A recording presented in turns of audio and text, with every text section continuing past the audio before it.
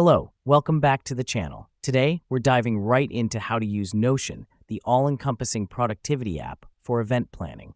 First off, create a new page in Notion and call it Event Planning.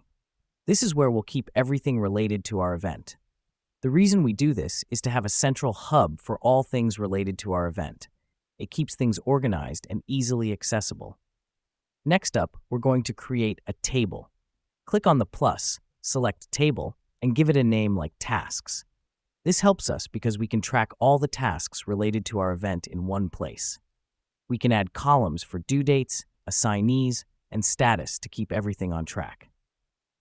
Now that we've done that, let's add a timeline view to our tasks table. This is done by clicking Add a View, then selecting Timeline.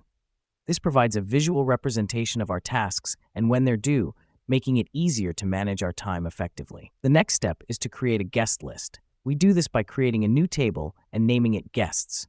We can add columns for their contact information, RSVP status, and any other relevant details.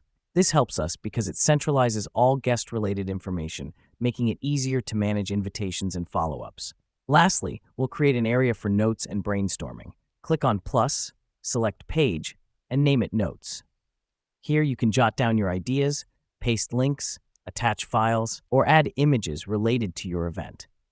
The reason we do this is to have a dedicated space for all our creative thoughts and resources, keeping them separate from our structured planning. And that's it. You've set up your Notion for event planning.